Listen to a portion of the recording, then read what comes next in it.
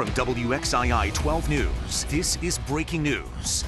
Breaking news this Monday night takes us to Winston-Salem, where a teacher is facing charges after police say a student brought a gun to school. Sarah Melissa Wilson turned herself into the Winston-Salem police today. Officers say she confiscated a gun from a student 3 weeks ago at Paisley Middle School, then gave it back at the end of the day and never reported it. That student was seen with that gun on social media last week, and that incident was reported. School resource officers say they found a different student with that same weapon. Now both students and Wilson are facing charges. Wilson has also been suspended as a teacher.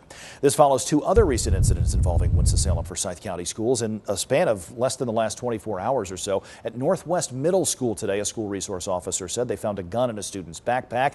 Investigators say there was no direct threats made, and police say that discovery today is not related to threats allegedly made against R.J. Reynolds High School on Snapchat last night. There was an increased police presence on campus at RJR today, even though, again, school leaders say the threats are not credible. In a new statement tonight, the interim superintendent for Winston-Salem Forsyth County Schools says, quote, "In light of these events, we remind parents and students to report what you see on social media, but please do not repost it."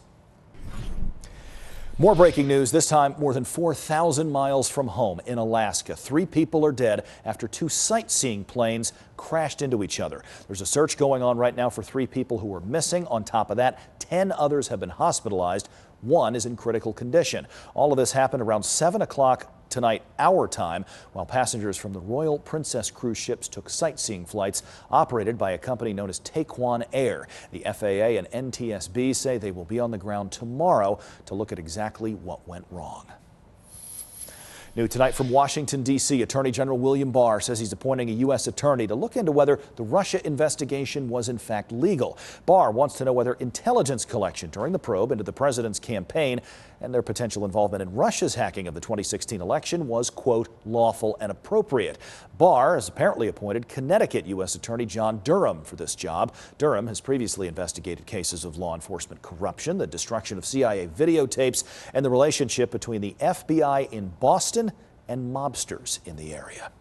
Well, as world markets continue to dip from an ongoing trade war between the U.S. and China, President Trump is promising to support American farmers. Those folks could take some of the heaviest losses for however long this trade war lasts. Late last week, Friday, our president imposed a 25% tariff on $200 billion worth of Chinese goods. Now, China is firing back tonight with a 25% tariff of its own. Here's the impact that had on Wall Street today. Both the Dow and the S&P saw their biggest one-day losses since early January, worst day of the year for the NASDAQ. Let's go to Brianna Connor now to look at exactly how all of these numbers and the trade war and everything else that's going on could impact you and your family's budget. Brianna, good evening.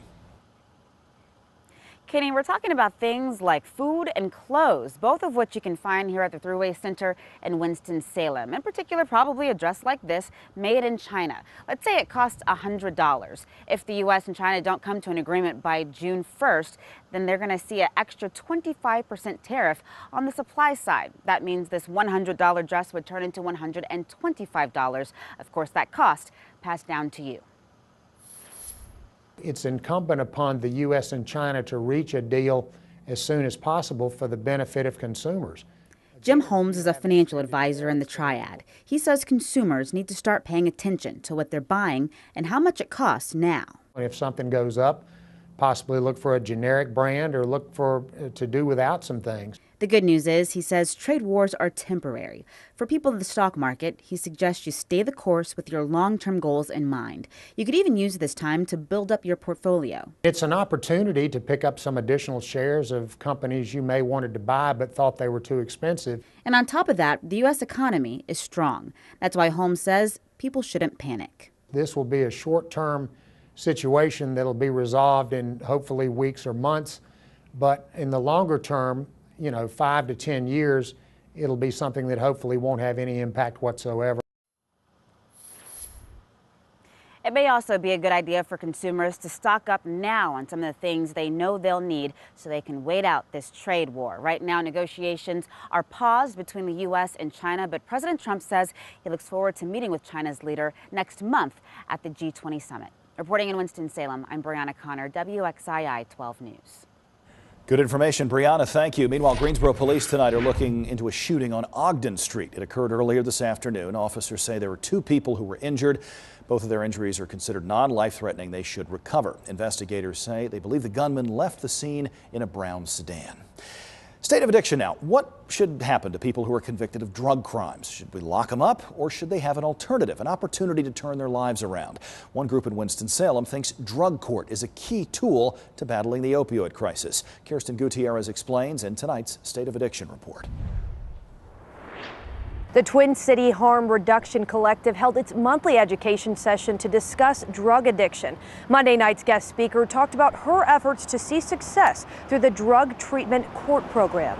Show me the law. No law. Okay, go forth. Founder of Phoenix Rising of Winston-Salem, Carrie Singler, shared to a crowd what her organization is doing to help addicts have options in the courtroom. Her organization helped to fund and bring back Drug Treatment Court, which gives people the choice to go to jail or seek treatment to get sober.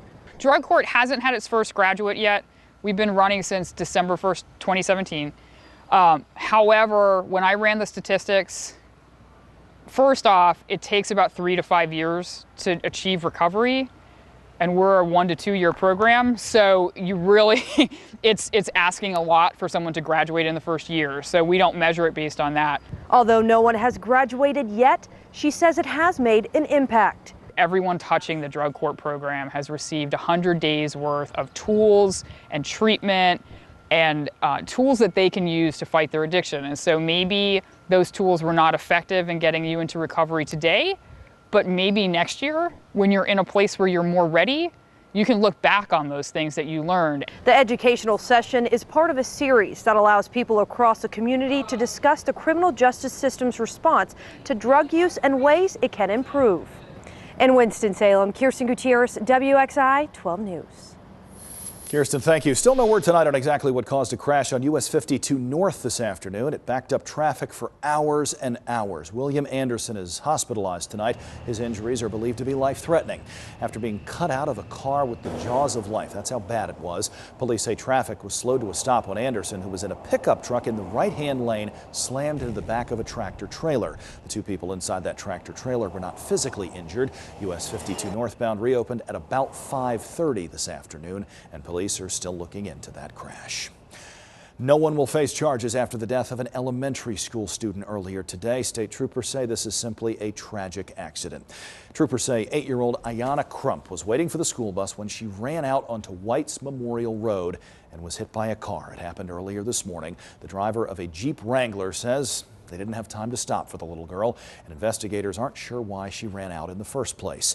She was killed at the scene. The school bus was within eyesight when this happened, and the Randolph County School District says grief counselors will be available at Grays Chapel Elementary to help anyone who might need it. In Winston-Salem, state troopers need help finding the driver responsible for a deadly hit and run. This happened early this morning at about 1:30 a.m. on I-40 West near Harper Road. Troopers say the victim here, Miguel Aquino, crashed into a guardrail, then ran off the road. When he got out of his car, someone hit him and then left the scene. Troopers say Aquino was killed.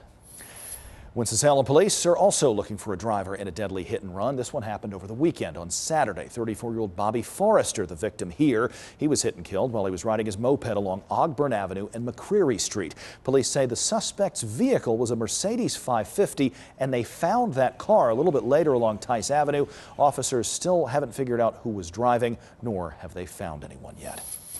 Well, looking ahead, tomorrow you can help a family in Wilkes County that's dealing with the loss of 2 young sisters. 16-year-old Cassie and 12-year-old Maddie Gilbert were both killed in a head-on crash earlier this month. Tomorrow, the Chick-fil-A on Highway 421 in Wilkesboro is hosting a Spirit Day fundraiser.